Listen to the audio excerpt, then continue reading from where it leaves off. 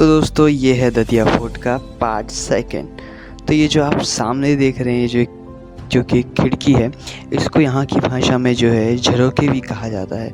और अगर मैं इसकी एक और आपको एक बात बताऊं तो ये जो है सिंगल स्टोन से कर्व आउट करके इसको जो है वो बनाया जाता है। और आप इसकी डिज़ाइन देख ही पा रहे होंगे कि कितनी मैग्निफिसेंट तरीके से बनाई गई। और अगर मैं बात करूँ इसकी स्ट्रेंथ की तो देख सकते हैं ये बहुत ही पतला है, तकरीबन 1 इंच जितना होगा।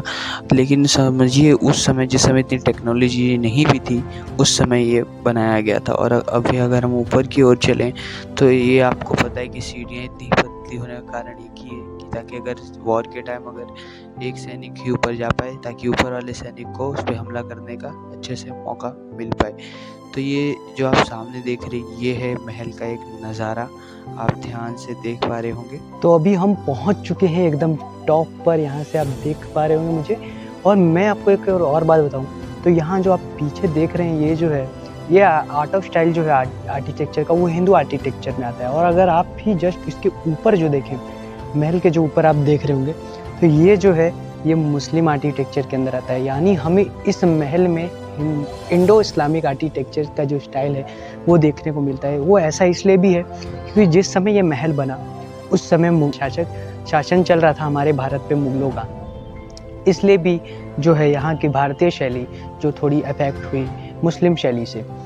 और अगर मैं एक और आपको बात बताऊँ तो जो मुग़ल शासक थे जहांगीर, वो कुछ खफा रहते थे अपने पिताजी अकबर से।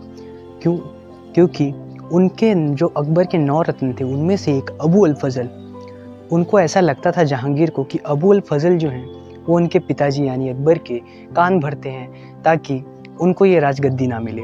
तो क्या होता है कि जो जहांगीर हैं वो अपने मित्र वीर सिंह, जो यहाँ के राजा थे दतिया के, वीर सिंह को कहते हैं कि अबू अल फजल जो हैं वो अपनी सेना लेकर यहीं से गुजरेंगे, आपको उन पे हमला करके उनका सर कत्ल करके काट करके मुझे भेजना है।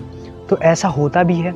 अबू अल फजल को महाराजा वीर सिंह जो जुदेव हैं वो मार भी देते हैं और उनका जो सर है वो महाराज अकबर को भिजवा देते हैं जहांगीर को। तो इससे क्या होता है कि जो जहांगीर हैं वो खुश होकर जो दोस्ती है वो और भी गहरी हो जाती है, क्योंकि जहांगीर तो ये चाहते थे कि भाई उनकी मृत्यु हो जाए अबू अल फजल की, तो इससे वो और भी खुश हो जाते हैं। तो इससे क्या होता है कि जो मुग़लों और बुंदेला डायनेस्टी जो है इसकी दोस्ती और भी अच्छी हो जाती है। तो अभी हम देखते हैं और भी।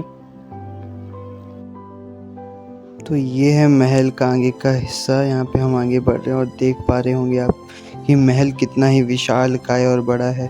दोस्तों ये महल एक भूल भुलैया की तरह भी है। अगर आप इसमें कभी अगर एक जगह से जाएंगे तो आपको मुश्किल हो जाएगा कि मैं आया कहाँ से था और जाऊँ कहाँ।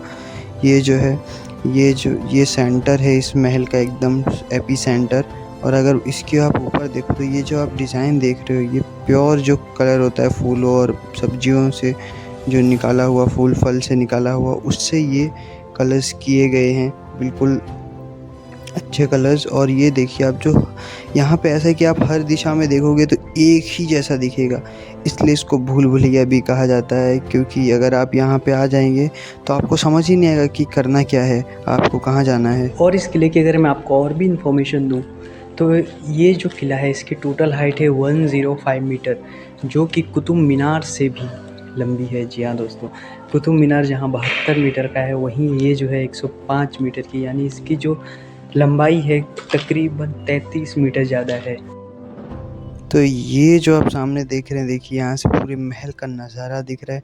और यहाँ पे देखिए ये खिड़की जो है वो टूट भी चुकी है क्योंकि ये महल बहुत ही आज से तकरीबन 500 साल पुराना है।